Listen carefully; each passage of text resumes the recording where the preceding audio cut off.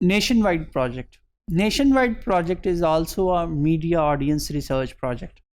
इससे पहले हमने एक और मीडिया ऑडियंस रिसर्च प्रोजेक्ट की बात की थी, वो था Glasgow media group research project. और ये एक और पॉपुलर रिसर्च प्रोजेक्ट है मीडिया ऑडियंस रिसर्च के ऊपर, जिस की बड़ी सिग्निफिकेंस है in order to understand the coding and decoding of news stories. How do the people decode the messages given in the news stories? This project was conducted by the Center for Contemporary Cultural Studies at the University of Birmingham, England, and the principal researchers were David Morley and Charles Birdson. What was the objective of that project? This project aimed to empirically to study the encoding decoding model developed by Stott Hall. हमने Stott Hall का encoding और decoding model already study कर लिया है, उसके ऊपर discussion कर ली है, और इसमें हमने देखा था कि कैसे जो एक न्यूज़ स्टोरी या एक कोई न्यूज़ जब कवर की जाती है तो उसकी जो इनकोडिंग मैसेज होता है क्या वो वैसे ही डिकोड होता है अमंग द पीपल, या उसको एक डिफरेंट वे से डिकोड किया जाता है, और या वो किस तरह लोग उसको डिकोड करते हैं। इस प्रोजेक्ट के लिए the researchers selected the BBC television current affairs programme Nationwide. ये जो नेशन वाइड इस प्रोजेक्ट का नाम है, ये एक्चुअली एक BBC टेलीविज़न का करंट अफेयर्स का प्रोग्राम था, एक बड़ा रिनाउंड प्रोग्राम है जो कि नेशन वाइड नाम से ऑन एयर जाता है। तो उसकी ऊपर इनकी रिसर्च उन्होंने कंडक्ट की कि उस प्रोग्राम्स उस नेशन वाइड के जो प्रोग्राम्स है जो लोग देखते थे और उनको इन्होंने स्टडी किया, और अपने स्टडी की बेस पे Morley published a book titled as the Nationwide audience structure and decoding. In her study or in his study he interviewed a groups of people about their responses to viewing 2 episode of Nationwide। इन्होंने क्या किया actually, इन्होंने nationwide programme की 2 episode लोगों को दिखाई और फिर उनके व्यूज़ कलेक्ट किए कि उनके इन एपिसोड में जो स्टोरीज कवर हुई हैं उनके उन स्टोरीज के ऊपर इनके व्यूज़ क्या हैं। और इन्होंने जो लोग सेलेक्ट किए, जो ग्रुप्स सेलेक्ट किए, वो सेलेक्ट किए on the basis of occupational statuses. उनके ऑक्यूपेशनल मुख्तलिफ ऑक्यूपेशनल स्टेटसेस के लोगों को सिलेक्ट किया गया और देखा गया कि उनके व्यूज़ क्या हैं about the news stories. Their opinions of what they viewed were applied to the 3 categories of decoding outline in Hall's encoding decoding model. तो जो व्यूज़ आए, जो पार्टिसिपेंट्स थे स्टडी के, उनको जो है according to the Hall's decoding category वो उसमें एनालाइज करने की कोशिश की गई कि क्या लोग वैसे ही डिकोड करते हैं मैसेजेस को कि जैसे हॉल ने बताया था, या जो हॉल ने डिकोडिंग कैटेगरीज दी थी। हॉल ने 3 किस्म के कोड्स बताए थे, एक डोमिनेंट कोड, एक निगोशिएटेड कोड और एक ऑपोजिशनल कोड। हम अब इसके ऊपर थोड़ी देख लेते हैं कि ये कोड्स क्या हैं। Dominant code refers to the referred meaning suggested by the programme's representation of these stories and debates.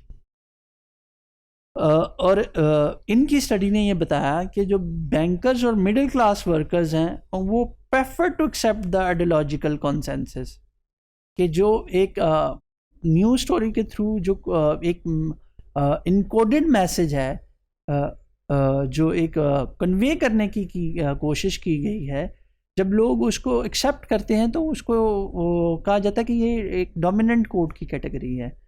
तो इनकी स्टडी ये बताती है कि जो बैंकर और मिडिल क्लास वर्कर्स थे वो उस डोमिनेंट कोड के अकॉर्डिंग ही सोचते थे। Negotiated code. Negotiated code is a kind of code in which people accept some preferred meanings but oppose others। ये कोड में क्या होता है कि भी जो लोग हैं जब एक कोई न्यूज़ स्टोरी देखते हैं तो वो उसकी कुछ बातों से तो को एग्री करते हैं और कुछ को एग्री नहीं करते। तो इस की जो कोडिंग होती है उसको निगोशिएटेड कोडिंग कहा जाता है। और इनकी जो स्टडी थी नेशन वाइड प्रोजेक्ट के में जो स्टडी की गई, उन्होंने ये बताया कि semi skilled manual workers whose subordinate position in existing social and economic structure might suggest that they were more than likely to disagree with the dominant or preferred meanings।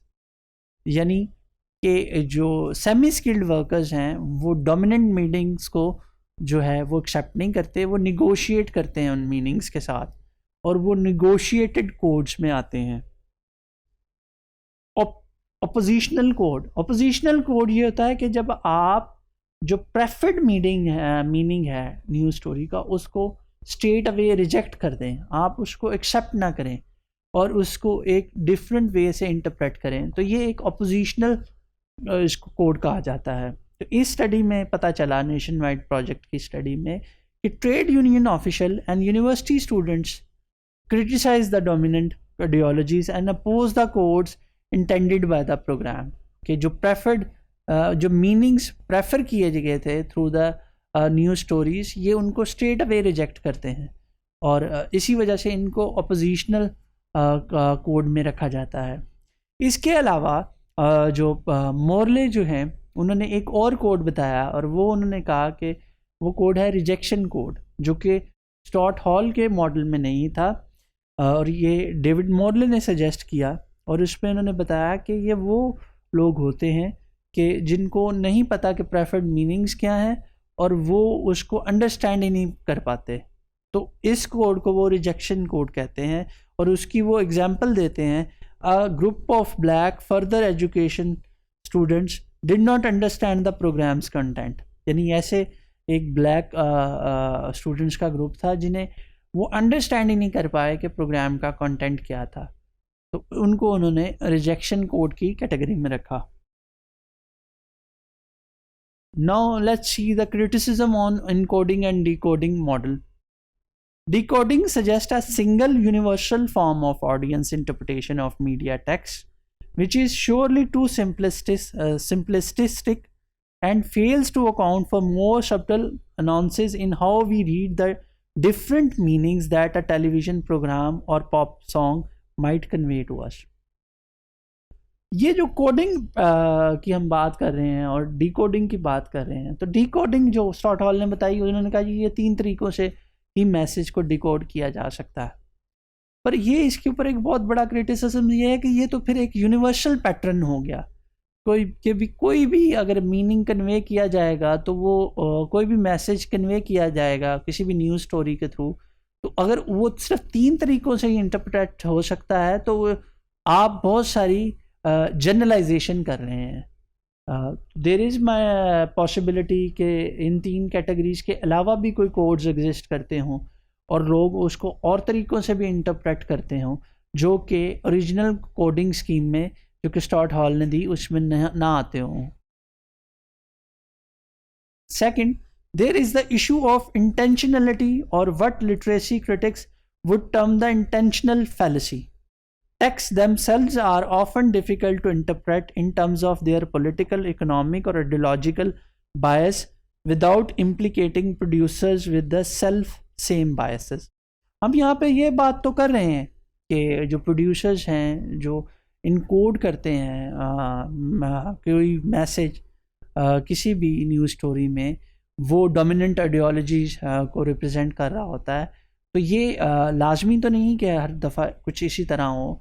ये भी तो पॉसिबल है कि जो आपका व्यूअर है वो intentionally जो है किसी न्यूज़ स्टोरी को based upon their own socio political background उसको किसी और तरीके से इंटरप्रेट करे। Morley criticizes the notion of preferred meanings that generate preferred readings। Morley ने इस चीज़ को क्रिटिसाइज़ किया कि न्यूज़ स्टोरीज में हमेशा कोई प्रेफर्ड मीनिंग्स होते हैं और जिसकी वजह से प्रेफर्ड रीडिंग्स क्रिएट होती हैं। And he talked about the preferred readings. उसने ये कहा कि जो आपका व्यूअर है, आपकी जो ऑडियंस है, ये उन पे डिपेंड करता है कि वो based upon their own knowledge, based upon their own socio political background, वो किस तरह इंटरप्रेट करते हैं डिफरेंट न्यूज़ स्टोरीज को. Applicable to political advertisement or current affairs program. This is more applicable to political advertisement and current affairs program.